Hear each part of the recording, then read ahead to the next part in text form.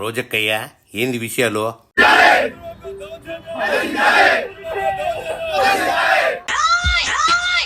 ఏందక్కవు అట్టా ప్రతిపక్ష నాయకుల్లా ఆందోళన చేస్తున్నావు? వచ్చే ఎన్నికల్లో మీకు వచ్చే పోస్ట్ అదే అని ఫిక్స్ అయిపోయావా ఏందే?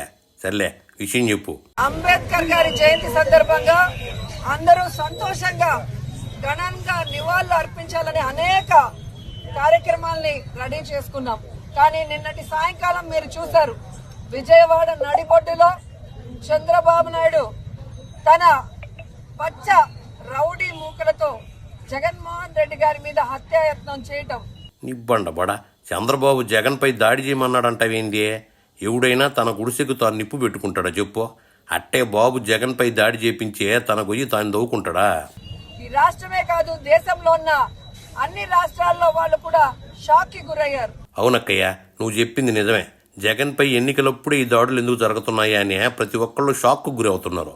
ఏతంటావు? ప్రజలు అభిమానించే నాయకుడిని లేకుండా చేసి తాను అధికారంలోకి రావాలన్న కుట్ర కుతంత్ర రాజకీయం చంద్రబాబు నాయుడు చేయడం దురదృష్టకరం. బాబు నిజంగా ఆ పని చేసేవాడే అయితే మీరు ప్రతిపక్షంలో ఉన్నప్పుడే చేసేవాడుగా.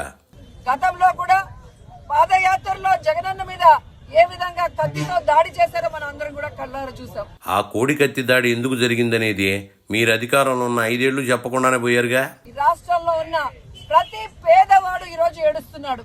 తమ కోసం ఇన్ని అవమానాలు, ఇన్ని కష్టాలు భరిస్తున్న జగన్మోహన్ రెడ్డి గారిని ఈ విధంగా వీళ్ళు టార్గెట్ చేసి ఆయన క్యారెక్టర్ గురించి బ్యాడ్గా చెప్పడం. జగన్ తన కుర్చీ కాపాడుకోవడం కోసం కష్టపడుతుంటే నువ్వేంది పేదల కోసం అంటున్నావు?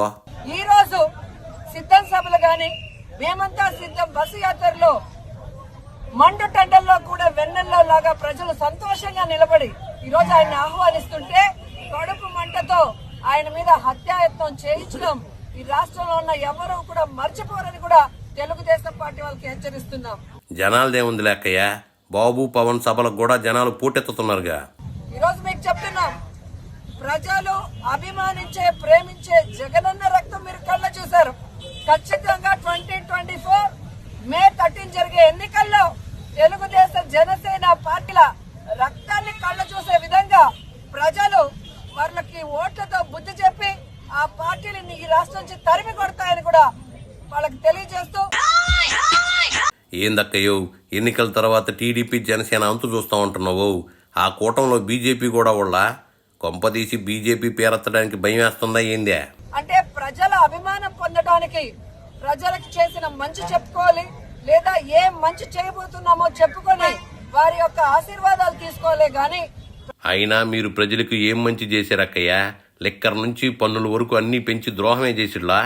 మళ్ళీ ఈ రోజు కరెంటు ఆపి ఏ విధంగా ఆయనని టార్గెట్ చేశారో కూడా కళ్ళారా చూసాం. కరెంటు ఆపి దాడి చేశారని చెప్తున్నా.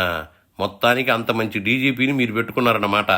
ఆయన చేస్తున్న పరిపాలనని తప్పుగా ప్రజల్లోకి తీసుకొని వెళ్లాలన్న ప్రయత్నం చేయటం. జగన్ క్యారెక్టర్ ని వాళ్ళు బ్యాడ్ చేస్తున్నారని చెప్తున్నావు అక్కయ్య. వాళ్ళన్నా జగన్దే చేస్తున్నారు.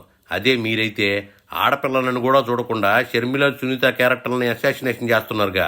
ఈ రోజు మీకు చెప్తున్నాం, తస్సదియవ్ అట్ట ఏలు చూపిస్తా రౌడీలాగా మాట్లాడతావేంది? నువ్వు ఉన్న పోస్టుకి నువ్వు మాట్లాడే మాటలకు ఏమన్నా సంబంధం ఉందా? చెప్పినంత వరకు చాలుగానే ఇంక నువ్వు వెళ్ళక్కయ్యా.